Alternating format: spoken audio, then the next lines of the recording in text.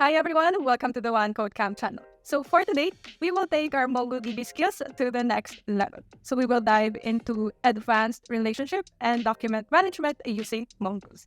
By the end of this video, you'll have the tools and knowledge to handle even the most intricate data management scenarios with Mongoose. So let's get started. Hello there, I'm Ian from One Code Camp and welcome to our Mongoose video series. On this last video on our playlist, we'll learn how to further optimize data modeling and enhance data management within MongoDB-powered applications. Here's how we're going. Aside from all those functions and methods that Mongoose can offer, which we already discussed from the previous videos, Mongoose can enhance further the flexibility and utility of our MongoDB and Mongoose-based applications using a number of other concepts. First is by using virtual properties. Virtual properties is like an additional fields that you can define on a schema. We compute from another fields present in that document and we kind of like have them put on together. So they show us a whole entire different information. They don't really persist in the database itself, but we can use it for calculations or even data presentation. Now, here on our screen, we are on the project that we have going on so far. So we have the app.js file as well as these other two files that holds our schema. Now, inside our app.js file, let's say you want to create a virtual property. Let's name it full name. And I think we will need to do it here inside our author schema. So currently, for our author schema, we are only looking for first name. And then I think it has here another field for country from before, but let's get rid of that. Now, we want our author schema to include the first name and then the last name. So let's add in here last name, and of course, we wanted that to be string. Okay. And then down here, this is where we are going to declare our virtual property. We just need to call in the keyword virtual. And then from here, we can just give our virtual property any name that you can think of. So since we're going to get the full name of the author with the combined first and last name from our author schema existing up here, I want to name it full name, followed by get function. And then we want this to return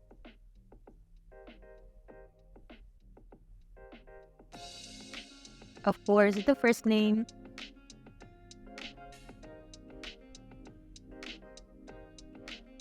and then the last name. Last name.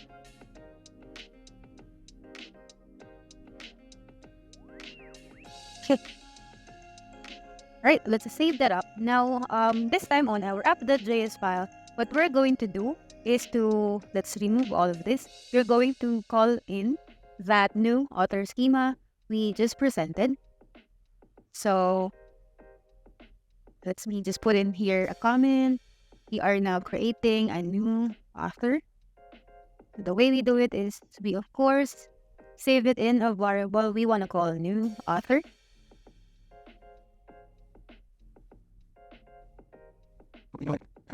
Let's change this to an equal sign.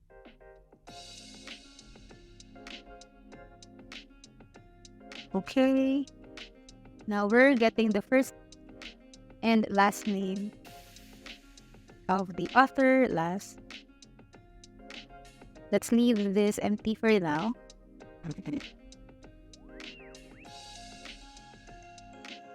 Let's just change this to author. Calling in the variable we just created up there. Let's save. Then console.log.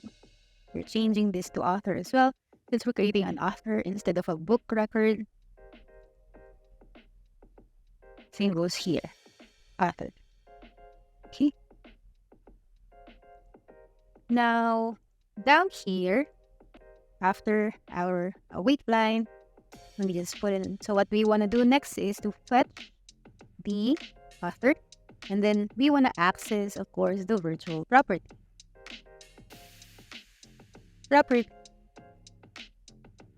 So what we're going to do is to create in another variable. And let's name it fetch author. Then of course, we need to make sure that this is set up to await. Find one.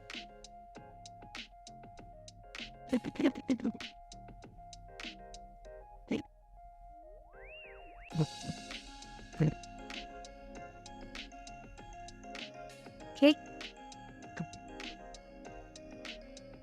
And this is what we wanted to see on our console.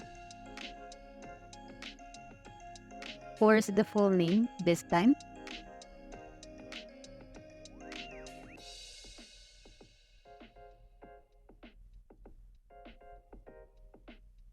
Okay. All right, now let's save that. And then now let's go ahead and think of a first and last name. So let's try Michael Kim. Okay.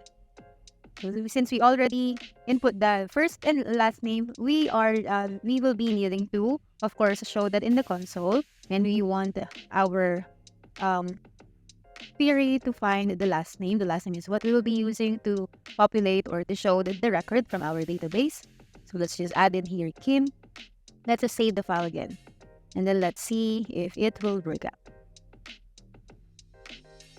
Right. So as you can see, like what we're discussing from before, we can use now our virtual property full name for in any case or for whatever reason that you wanted to present an information that you don't want to be stored in the database. This is how you're going to do it using the virtual property. Next to virtual property is we have populating references. Populating references is like the process of automatically replacing the specified path in a document with the documents from another collections. It's useful for retrieving related documents without manually querying the reference collection. Now, in our existing app.js, let us go ahead and populate the author field of a book document, like this book file that we have here, for it to fetch the full author information. So what we want to happen in here is we will try to display on the console as we save a new record of a book. We also would like to display the full information about its author. Now, first, we will need to make sure that our book.js is properly modified. This is what we're looking for. We need to make sure that we are using a reference type in here instead of an embedded type. So that looks good. Now, here on our app.js file, what we're going to do first is we will create, of course, a variable. Let's see, I think this will do. Michael Kim, let us just try to create a new one. Since this might cause us an error, it has been saved already. So let's come up with another name. So let's just put in here Ross Geller. So we've been mentioning a different personalities already, but that should be fine. And then once we have those fields filled up, we will need to next go to, well, when we fetch the book, this book file that we have here, we use the populate keyword for us to use this populate reference method that we are going to use. So what we're going to do next is we are, aside from this new author that we're creating, we of course wanted to have it saved. I'm just trying to have this file updated instead of us removing everything and starting from scratch. So in here, down to new author, let us create another variable. Let's save a new book record in here. So let's just name it new book. And then inside it, of course, we have a title, not title. And then let's try to give it a name now. Let's just say sample book 5. And then this is where we're going to put in the author field, which we will just be referencing onto this author information that we already have up here. This is how we're going to call it using its object ID. And then of course we wanted to save this. Make sure it awaits new book that save. We of course wanted to see this on our console.log. we wanna say book created. Okay. And then on this part now is where we are going to use the populate function. So I'm creating a fetch book variable. And then this should await as well. What's happening? Let me just correct that. Okay. Await. And then now we're gonna try to look that record up. Find the very first one that we just created above. Then we will just be using the title as its reference. So we created sample book, not 45. And then this is where we're going to use, not there, here, we're going to use the populate keyword. And then of course, you will need to identify the field that you want to be auto-populated. In our case, it will be the author field. Lastly, we wanted to see that on the console as well. This is fetch book. And then our variable fetch book. Don't forget to save this again. And then Mongoose, let's run our app.js file. Okay. All right, this is what we wanted to see. So as you can see here on our console log, it is now showing us the author first, the author that we created, this line, and then the book that we created next. Now, whenever we use the populate keyword, it will directly give us this information without us specifying the information on each field anymore. So as long as we provided with the identifying information, in our case, the object ID, it should auto-populate that field that you specified into this code in here already. So that's it for the populating references. Let's go to the handling cascade deletion next. Cascade deletion involves automatically deleting all the related documents when the parent document is being deleted. This ensures that we, of course, have data integrity, and it also helps us prevent orphaned records. Now, for example, we are trying to remove another or a specific book record from our database. Now, once we remove that, all of the other books that have the same author name, or it's more right to say that if it's linked to the same object ID for the author, all of those other books will be deleted as well, like what we mentioned, for us to remove any data that might be irrelevant in the future already, since its parent or its main document has been out of our record. Now, the way we do it is first, we can implement a pre-remove hook or a middleware. We've discussed it in one of our prior videos, so you might want to check that out if you want to dig more into this. But yeah, for us, we're going to implement a pre-remove hook in our author.js file. In here, we're going to delete the associated books again when the author is deleted. So the way we're going to do this is just down here on our virtual function. I'm gonna use the author schema once more. So we're calling that. And then we're gonna use the pre keyword and then followed by remove. We wanna make this an unsafe function, and then we're calling in the next function available if ever it meets the criteria or if it was able to pass through this function. And then we await it here. This is what we wanna do. Delete menu. We are deleting everything, all the records associated with this current one that we're able to find and we would like to get rid of. And then don't forget the next function here. Okay, that's just about it for our middleware. Now for the app.js file, let me make sure it's saved.